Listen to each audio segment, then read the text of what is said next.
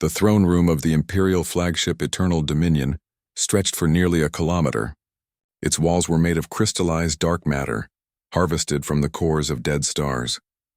Emperor Vexthor sat upon his seat of power, his 4 eyes watching the holographic display that floated before him. 50,000 warships surrounded the small blue planet called Earth. Each ship carried enough firepower to crack a moon in half. "Your Imperial Majesty," Admiral Cross said, bowing low. His scales clicked together as he moved. "The human homeworld is completely surrounded. They cannot escape. They cannot fight back. They have nothing that can challenge even our smallest vessel." Vexthor made a sound that resembled laughter in his species. For 800 years, the Cretharian Empire had swept across the galaxy like a storm of fire and steel. Thousands of worlds had fallen. Millions of species now served the Empire. Whether they wished to or not, the humans would be no different. "Show me their planet again," the Emperor commanded. The hologram shifted. Earth appeared, spinning slowly in the void. White clouds swirled over blue oceans. Green and brown continents dotted the surface. It looked peaceful, fragile. Soon it would be ash and memory unless the humans finally understood their place in the galaxy. 3 months ago, the Empire had sent its demand. Submit or die. Join the Empire or be destroyed. Every species received the same choice. Most submitted. Those who refused were eliminated as examples to others. The humans had done something unusual. They had said no, but they had not attacked. They had simply refused and waited. "How many humans live on that planet?" Vexthor asked. "Approximately 8 billion, Your Majesty," another officer replied, "spread across all the continents. Their technology is primitive compared to ours. They still use chemical rockets for basic space travel. Their weapons are kinetic and explosive, nothing that could penetrate our shields." The Emperor stood. He was 3 meters tall, his body covered in ceremonial armor that had been worn by his ancestors for generations. Each piece of armor came from a different conquered world. He wore the defeats of 100 civilizations on his body. "Send for their ambassador again," he said. "Let us give them one final chance to see reason."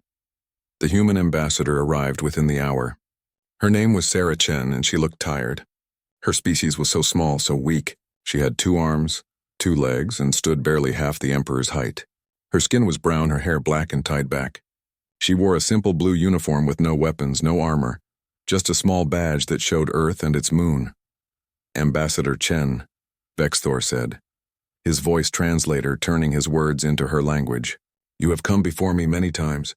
Each time I offer you the same mercy. Surrender your worlds. Join the Empire. Your people will be allowed to live as servants.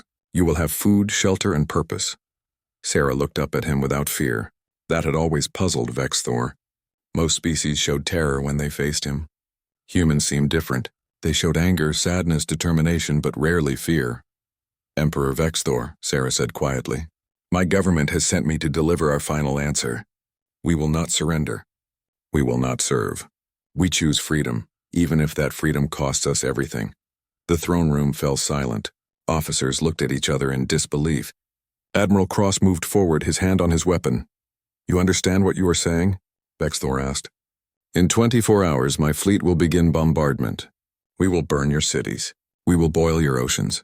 We will crack your planet's crust until nothing remains but debris floating in space. This is not a threat. This is a promise. This is what happens to those who refuse the Empire." Sarah nodded slowly. "We understand. We have always understood. You mistake our kindness for weakness. You mistake our patience for fear. We are neither weak nor afraid. We simply hoped you would choose a different path." "There is no other path," the Emperor said. "There is only the Empire. Everything else is dust waiting to fall." Sarah turned to leave, then paused. She looked back at the Emperor one final time. "We gave you every chance. We sent warnings. We offered peace. We asked only to be left alone. You would not listen. What happens next is not our choice. It is yours. You have been warned." Then she was gone, escorted back to her small shuttle by Cretharian guards who towered over her. Admiral Cross approached the throne. "She speaks as if they have some hidden weapon, some secret defense. Our intelligence has searched their entire system. They have nothing. A few defense stations around their colonies. Some armed vessels that barely qualify as military ships. Nothing that could challenge us. Perhaps it is simply courage," Vexthor said. Some species choose to die with dignity rather than live in chains. It is foolish, but I can respect it. Begin the countdown. In 24 hours, the humans will learn what it means to defy the Cretharian Empire. The hours passed slowly. The massive fleet held position around Earth, a steel net of destruction waiting to tighten. Inside the ship, soldiers prepared, weapons charged, targeting systems locked onto major human cities. This would be the largest bombardment in 50 years. When it was complete, the Empire would broadcast recordings to every corner of the galaxy. The message would be clear. This is what happens when you say no. On Earth's surface, humans went about their final day. In some cities, people gathered in streets and parks holding each other, crying, praying to whatever gods they believed in.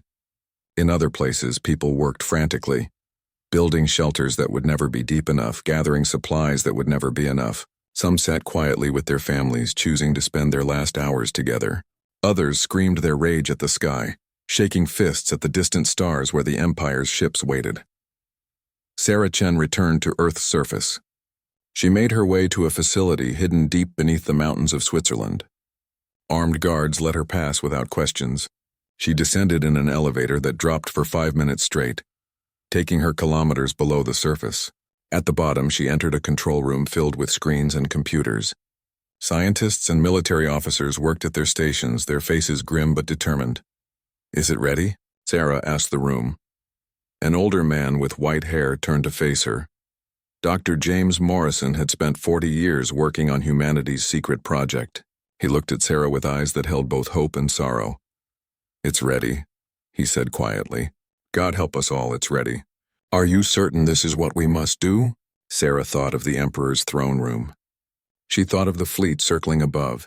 She thought of 8 billion people waiting to die. "We gave them every chance," she said, repeating the words she had spoken to the Emperor. "We warned them. We offered peace. They chose this. Now we must show them what humanity really is." The countdown reached its final hour. Across the galaxy, thousands of species watched on their communication networks waiting to see Earth die. The Cretharian Empire prepared to send its message of absolute power. Then, at the edge of the solar system, something appeared. Sensors across the fleet suddenly screamed warnings. Every ship's computer registered the same impossible reading. A single vessel had emerged from somewhere beyond Neptune. It was moving toward Earth, toward the fleet, toward the Emperor himself, but the sensors could not agree on what they were seeing. Some said the vessel was 1,000 meters long. Others said 10,000. Some readings showed it as black as void. Others showed it glowing with light that hurt to observe. Every scanner gave different data, as if reality itself could not decide what the vessel was. Admiral Cross stared at his displays in confusion. "What is that thing?" On the command deck, officers scrambled to analyze the readings. Nothing made sense. The vessel used no engines they could detect. It generated no heat signature. It simply existed where it should not exist, moving in ways that violated every law of physics the Cretharians knew. Emperor Vexthor watched the hologram as the strange vessel approached. Something cold moved through him, an emotion he had not felt in decades. For the first time in 800 years of conquest, the Cretharian Empire felt uncertain. The vessel moved through space like a knife through water, except the water was reality itself. Admiral Cross watched his tactical display with growing frustration. Every few seconds, the readings changed. The unknown ship appeared to be in multiple locations at once. Sometimes it registered as matter. Sometimes it registered as energy. Sometimes it registered as nothing at all, just an empty space where something should be. "Get me concrete data," Cross shouted at his sensor officers. "Is it big or small? Fast or slow? I need to know what we are facing." A young officer looked up from her console, her face pale. "Admiral, the problem is not our equipment. The problem is the vessel itself. It is somehow existing in multiple quantum states simultaneously. Our sensors are working perfectly. They are just receiving different truths at the same time." Cross did not understand. He was a warrior, not a scientist. "Speak plainly. Can we destroy it or not?" The officer hesitated. "I do not know, sir. I am not certain the vessel exists in a way that can be destroyed." On the bridge of the Eternal Dominion, Emperor Vexthor listened to similar reports from his own officers. The vessel had been moving for 30 minutes now, crossing the distance between Neptune and Earth at speeds that made no sense. Sometimes it appeared to travel faster than light. Sometimes it seemed to not travel at all, but simply choose to be in a different location. Perhaps it is a probe, suggested one of the Emperor's advisors. A sensor device meant to intimidate us. The humans send one ship to make us think they have power they do not possess. Then we will destroy their probe and show them the futility of tricks, Vexthor said. He turned to Cross. Send fighters. Intercept that vessel. Capture it if possible. Destroy it if necessary. Cross bowed and gave the orders. Within minutes, 3 squadrons of Cretharian fighters launched from the nearest carrier. Each squadron contained 20 vessels, each fighter armed with plasma cannons and fusion missiles. They accelerated toward the unknown ship, moving in precise formation. The humans' vessel did not change course. It did not slow down. It did not react at all. It simply continued its steady approach toward Earth and the waiting fleet. The fighters closed to weapons range. Squadron leaders requested permission to fire. Cross granted it. 60 fighters unleashed their weapons simultaneously. Plasma bolts bright enough to blind Cross the void. Missiles with warheads that could level cities streaked toward the target.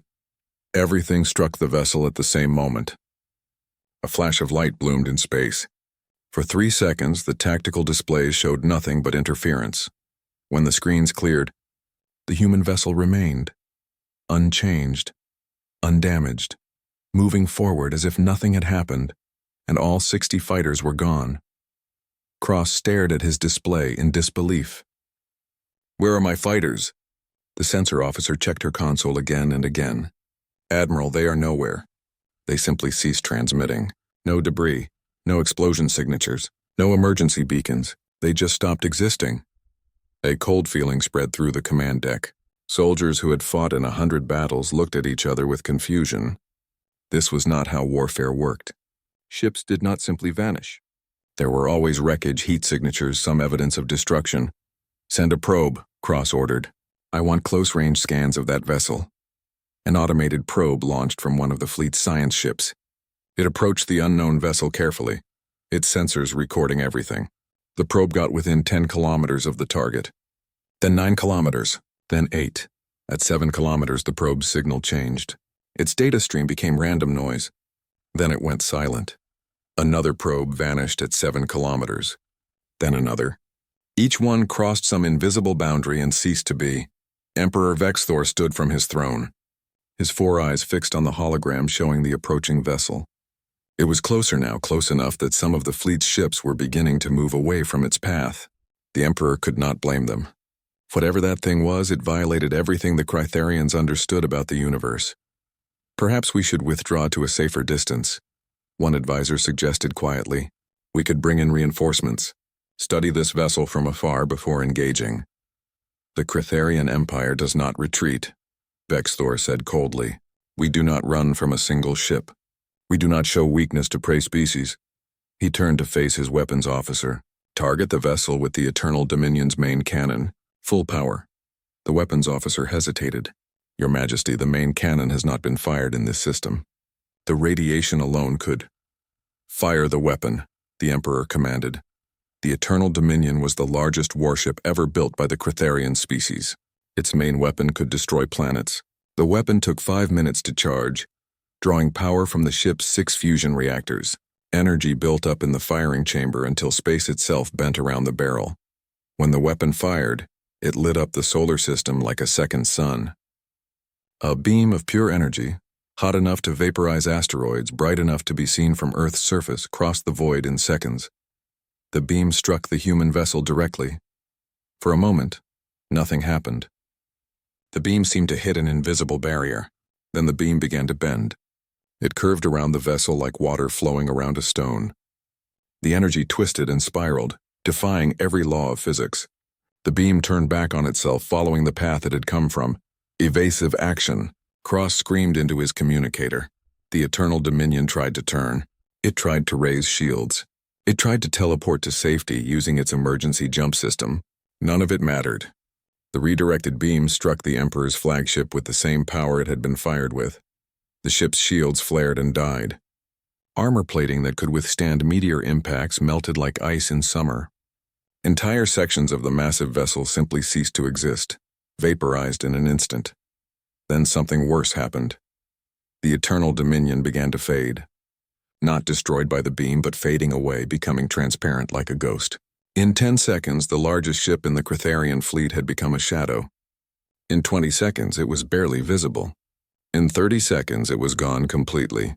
Emperor Vexthor found himself standing in empty space. No ship, no throne room, no floor beneath his feet. Yet he was not dead. He floated in the void, somehow alive, somehow breathing where there was no air. Around him, he could see his crew, thousands of them, all floating in confusion and terror. Then they began to fade too. One by one, the crew members became transparent. They did not scream. They did not burn. They simply stopped being. Vexthor watched his advisors vanish. He watched Admiral Cross reach out toward him, mouth open in a silent cry, then disappear like smoke and wind. The Emperor looked down at his own hands. They were becoming transparent.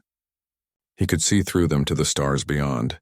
Whatever the human vessel had done, it had not destroyed his ship. It had erased it, removed it from existence as if it had never been. In his final moments, Vexthor understood. This was not a weapon. This was something beyond weapons.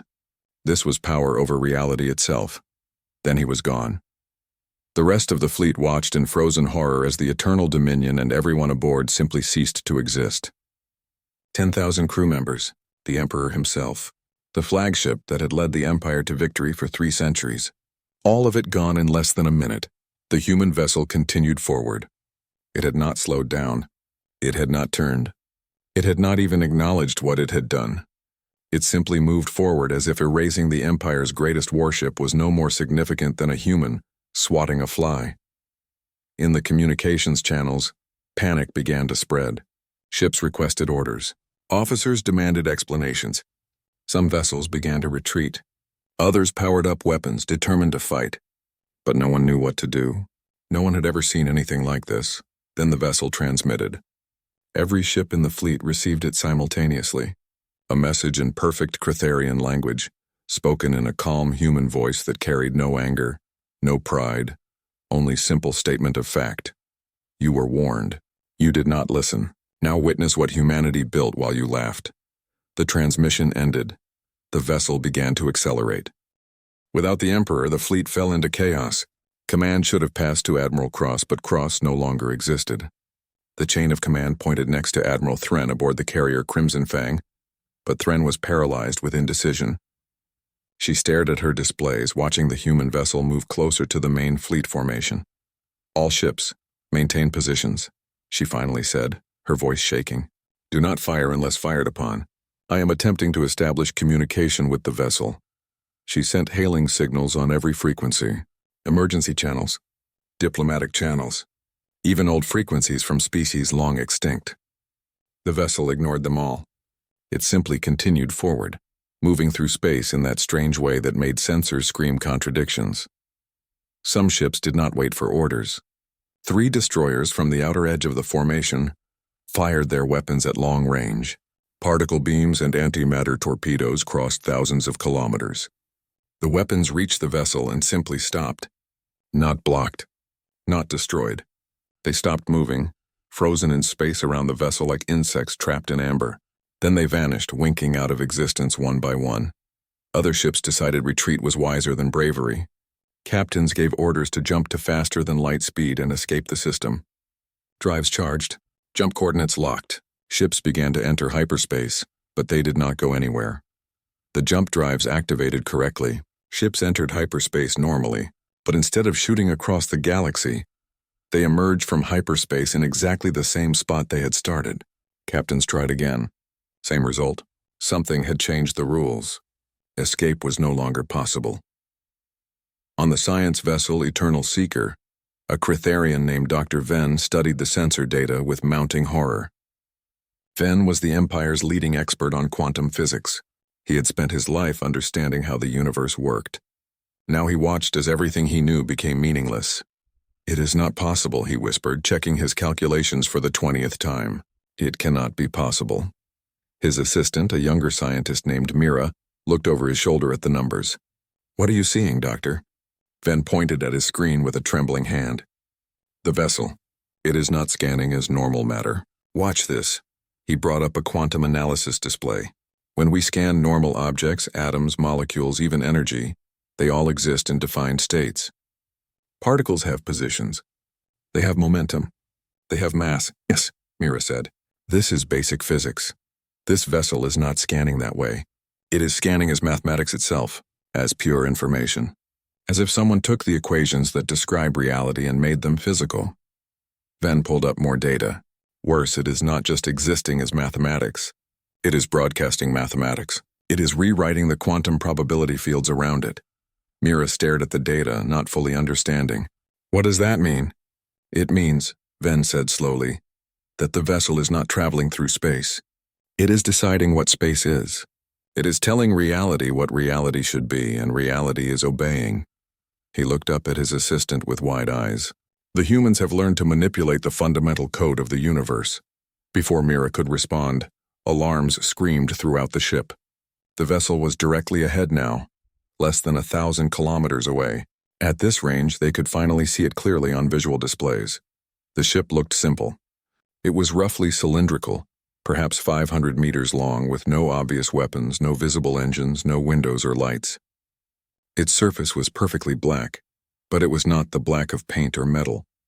It was the black of absence, as if someone had cut a ship-shaped hole in space itself. Admiral Thren made her decision. If the vessel would not respond to communication and if retreat was impossible, then there was only one choice left. All ships. She broadcast on the fleet-wide channel. This is Admiral Thren. I am taking command of the fleet under emergency protocols. We face an enemy unlike any we have encountered. But we are the Cretharian Empire. We have conquered 1,000 worlds. We will not be defeated by one ship. Her voice grew stronger as she spoke. All vessels concentrate fire on my mark.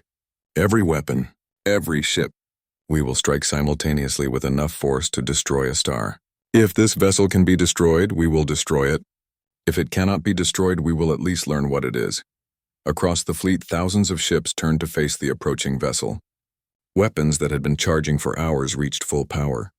Targeting computers locked onto the same point in space. Soldiers who had questioned their courage found it again in the Admiral's words. The Cretharian Empire would not run. It would fight all ships, Thren said. Fire. 50,000 warships fired as one. The combined energy could have destroyed a solar system. Beams of every color crossed the void. Missiles flew in swarms of millions. Kinetic weapons accelerated to relativistic speeds. Bombs that split atoms released their fury. The Emperor had threatened to burn Earth's oceans. This strike could have boiled 100 Earths. All of it converged on the black vessel. The space around the ship became pure white light. Sensors overloaded and went blind. Even with filters, the light was bright enough to hurt eyes from millions of kilometers away. On Earth's surface, people looked up to see a new star burning in the sky, brighter than the sun. The bombardment continued for 30 seconds. 50,000 ships poured everything they had into one point in space. It was the greatest concentration of firepower the galaxy had ever seen. Then the ships stopped firing. Not because the attack ended, but because they ran out of weapons. Magazines were empty. Energy reserves were drained. The fleet had thrown everything it had at the human vessel. The white light began to fade. When the sensors cleared, the vessel remained. Still black, still whole, still untouched. Then something changed. The vessel began to glow. Softly at first, then brighter. It pulsed once like a heartbeat. The black surface became gray, then white, then bright enough to rival the bombardment that had struck it. It absorbed the energy. Dr. Ven whispered on his ship. Dear gods, it absorbed everything, and now it is. The vessel released what it had absorbed. A single pulse expanded from the vessel in all directions. It was not a beam. It was not an explosion. It was a wave of something that was not energy, not matter, but something else. Something fundamental. The wave passed through the fleet at the speed of light. Half the fleet was ahead of the vessel, between it and Earth. The other half was behind it, trying to box it in. The half behind the vessel was touched by the wave first. 25,000 ships simply stopped existing. No explosions, no debris. One moment they were there, firing weapons, broadcasting communications, registering on every sensor. The next moment they were gone, not destroyed, not transported away, simply removed from reality as if they had never existed. The remaining 25,000 ships floated in space, crews staring in absolute horror at their displays. Half their fleet had been erased in the time it took to blink. Admiral Thren sat in her command chair, unable to move, unable to think. She had fought in wars across the galaxy. She had seen planets burn. She had ordered strikes that killed billions, but she had never seen anything like this. What do we do? Her second officer asked quietly. Thren had no answer. What could anyone do against power like this? How did you fight something that could remove you from existence with a thought? The vessel stopped moving. It hung in space between Earth and what remained of the Cretharian fleet. For a long moment, nothing happened. Both sides simply existed in silence, waiting. Then the vessel transmitted again. The voice was the same calm human voice as before. But this time it spoke not just in Cretharian. It spoke in every language known to the Empire. Every species, every dialect, every form of communication was used simultaneously. Somehow everyone heard it in their own language, perfectly clear. We did not want this. We warned you 3 months ago. We warned you 3 weeks ago. We warned you 3 days ago. We sent ambassadors. We sent messages. We asked only to be left alone. You would not listen. You came to our home with weapons. You promised to destroy us. You gave us no choice. The voice paused. When it continued, there was something like sadness in it. This vessel is named Axiom. It represents what humanity discovered while you were busy conquering. While you built bigger ships, we learned to reshape what ships are. While you made stronger weapons, we learned to decide what destruction means. While you forced others to serve you, we learned to serve reality itself. Another pause. You asked what we are. This is your answer. We are the species you should have feared. We are the ones who do not fight wars. We end them. Watch now as we show you what that means. The transmission ended. The vessel called Axiom began to spin. The Axiom spun faster and faster, its black surface becoming a blur. As it spun, space around it began to change. Stars in the background stretched and distorted. Light bent in impossible ways. Reality itself seemed to crack like glass under pressure. On the Eternal Seeker, Dr. Venn watched his instruments go insane. It is creating a localized reality storm, he said in amazement. It is spinning up the quantum foam. Mira, record everything.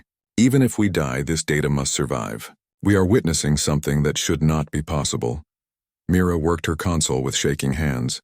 Doctor, I am detecting temporal distortions. Time is not flowing correctly near the vessel. Some areas are experiencing time faster, others slower. Some areas... She stopped, checking her readings again. Some areas are experiencing time backwards. Aboard the Crimson Fang, Admiral Thren made a decision that would save her life. All ships maximum thrust away from that vessel. Now do not wait for my command, run. The remaining fleet ships fired their engines. They accelerated away from the spinning Axiom as fast as their drives would carry them. Some ships made it. Others were not fast enough. A destroyer called Victory's Edge was among the slower vessels. As it tried to escape, the reality distortion caught up to it. The crew watched in confusion as their controls began operating in reverse. Buttons pressed themselves, systems activated without orders. Then crew members began moving backward. They walked in reverse, spoke in reverse, aged in reverse. A soldier who had been 50 years old became 40, then 30, then 20. His memories rewound. He forgot his grandchildren, then his children, then his wife. He became a young recruit again, then a teenager. Then he was gone, never born, removed from time itself. The entire crew of Victory's Edge experienced the same fate. 3,000 soldiers and officers were unwoven from time in less than a minute. The ship itself began to come apart, its components returning to raw materials, then to atoms, then to nothing. Other ships caught by the distortion experienced different fates. Some aged forward rapidly, their crews becoming ancient and dying in seconds. Some ships simply froze in time, becoming statues in space, crews trapped in single moments forever. Some ships flickered in and out of existence, caught between being real and unreal. The ships that escaped did so barely.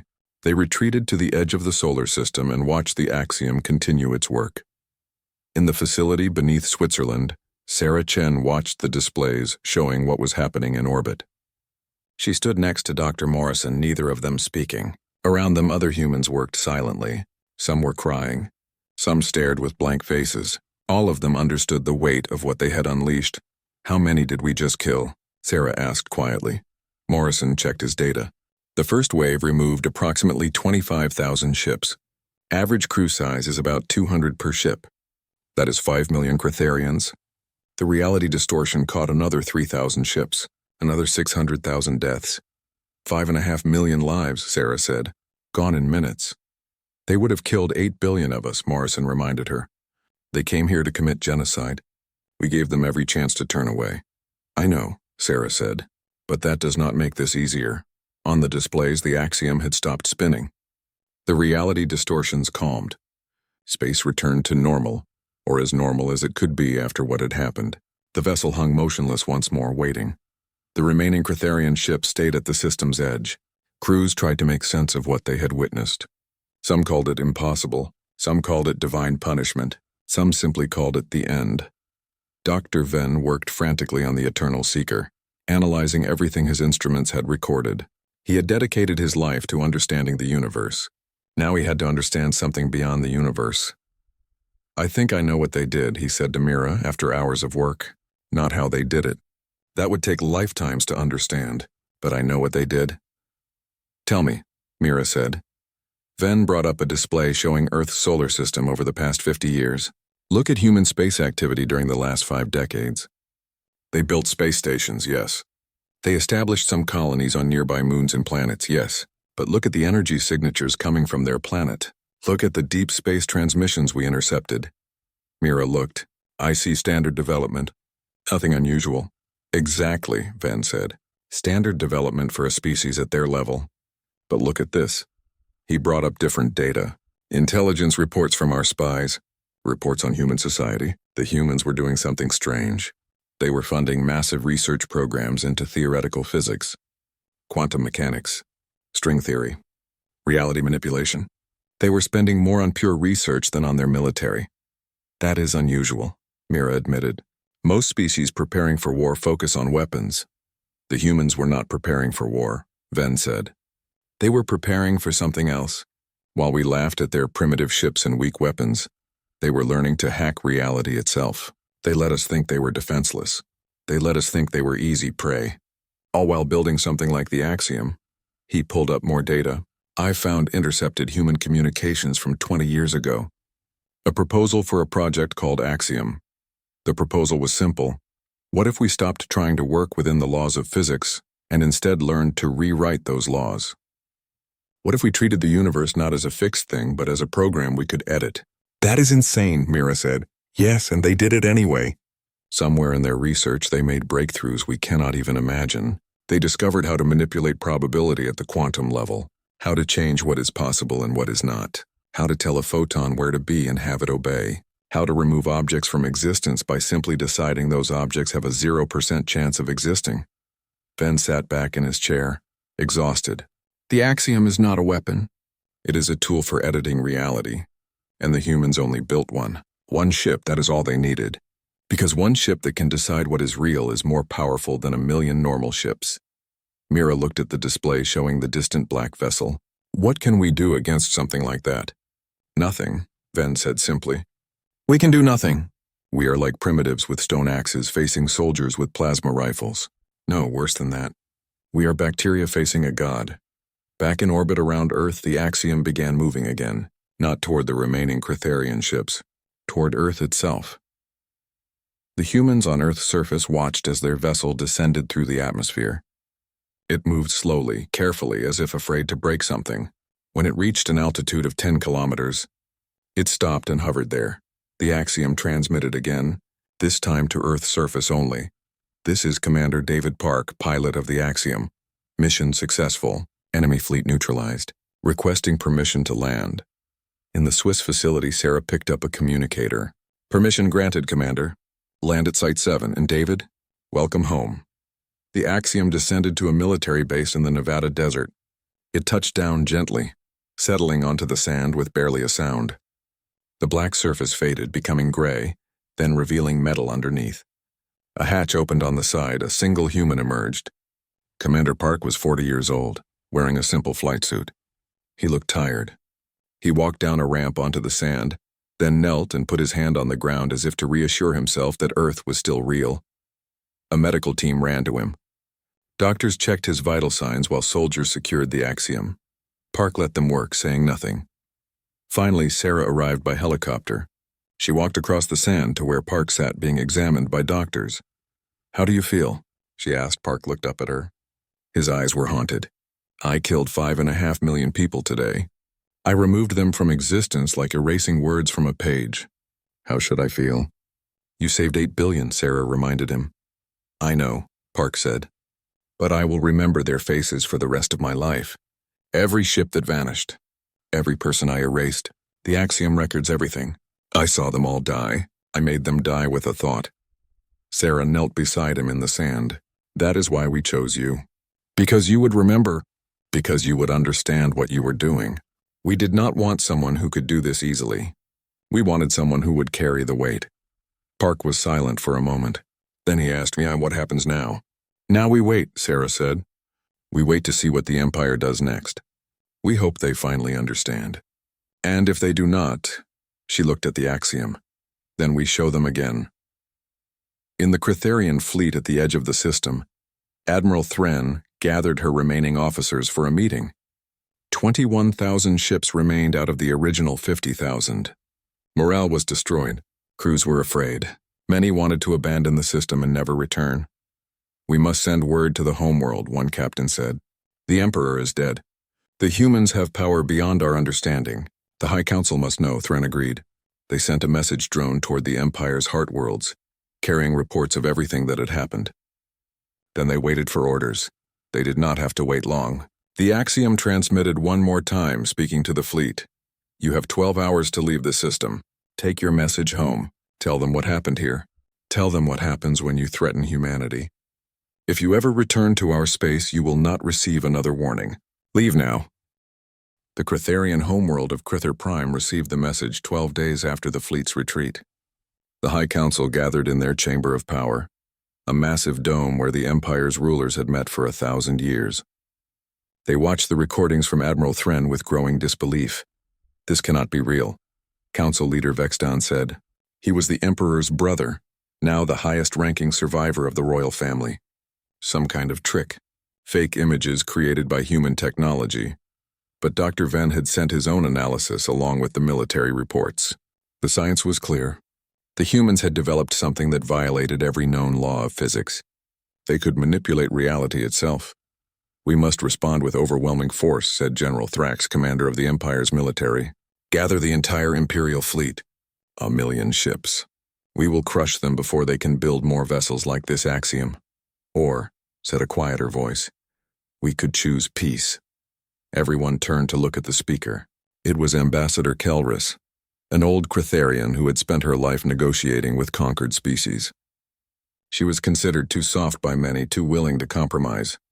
"Peace?" Vexton said the word like it tasted bad. "The humans have killed the Emperor. They have destroyed half a fleet. And you suggest peace?" "I suggest survival," Kelris said calmly. "Look at what happened. The humans had this power for how long? Years, decades? Yet they did not use it until we forced them. They sent ambassadors. They sent warnings. They asked only to be left alone. We were the ones who chose war." "They are prey species," Thrax growled. "We do not negotiate with prey." "Then we die as predators," Kelris said. "Because if we send 1,000,000 ships, the humans will destroy 1,000,000 ships. And if we send 10 million, they will destroy 10 million. That vessel did not struggle. It did not strain. It removed half our fleet with what appeared to be minimal effort. What happens when they build 2 of those vessels? 10? 100? The council fell silent. No one wanted to admit it, but Kelris was right. The Empire had ruled through force for 800 years. But force was meaningless against an enemy who could simply decide you did not exist. While the council argued, events were already in motion across the galaxy. The Critharian Empire had ruled 1,000 worlds. On those worlds, subject species had lived under occupation for generations. They had paid tribute, sent their children to work in Critharian factories, watched their resources taken to feed the Empire's endless expansion. Now, those subject species heard the same news the Council heard. The Emperor was dead. Half the fleet was destroyed. The Critharians had been defeated by a single ship from a species they had called primitive. On the colony world of Helios 7, a species called the Talvin heard the news and made a decision. They had submitted to the Empire 50 years ago after their military was crushed. But they had never stopped hoping for freedom. The Talvin rose up. They attacked Critharian garrison stations. They destroyed occupation facilities. They reclaimed their world in 3 days of fierce fighting. When Critharian reinforcements arrived, they found the Talvin had somehow acquired advanced weapons. Human weapons. The same pattern repeated across the Empire. The Valorn threw off their chains. The Quinn reclaimed their mining colonies. The Skrell drove Critharian administrators from their cities. Everywhere, conquered species sensed weakness and struck. The High Council received reports of rebellions on 100 worlds. Their empire was coming apart like paper in water. This is human interference, Thrax insisted. They are arming our subjects. This is an act of war. Or it is simply people choosing freedom when they finally see a chance, Kelrus replied. Perhaps we should ask ourselves why so many species want to be free of us. On Earth, Sarah Chen sat in a meeting room with leaders from 30 different species. They had come in secret, using ships provided by human allies. Each species represented a world under Critharian occupation. You want our help? Sarah said to the gathered aliens. You want us to use the axiom to free your worlds? A Talvin named Kira spoke up. She was a soldier who had fought in the uprising on Helios 7. Yes, you have the power to end the Empire completely. One ship could liberate us all. Why do you hesitate? Sarah looked at each face in the room. Some showed hope. Others showed desperation. All of them looked at humanity as saviors. Because power like the axiom is dangerous, Sarah said. Not just to those it is used against, but to those who use it. If we go to every occupied world and remove Critharian forces, what does that make us? Liberators? Or the new empire? You would be different, Kira insisted. You fight for freedom, not conquest. Every empire starts with good intentions, Sarah replied. The Critharians probably believed they were bringing order to the galaxy once. Power corrupts. Absolute power corrupts absolutely. And the axiom is absolute power. An older alien, a Valorn named Tesh, spoke in a gravelly voice. So you will do nothing? You will let the Empire survive. We will do something, Sarah said. But not what you ask. We will not become the galaxy's police force. We will not decide who rules and who serves. Instead, we offer you something better. Information, technology, training. We will give you the tools to free yourselves. She activated a holographic display showing star charts, weapons designs, and tactical data. Everything we know about Critharian military deployments. Everything we learned about their weaknesses, plans for defensive systems that can block their weapons, methods for organizing resistance movements. We give this to you freely. But not the axiom, Kira said bitterly. No, Sarah agreed. Never the axiom that power must not spread. It is too dangerous.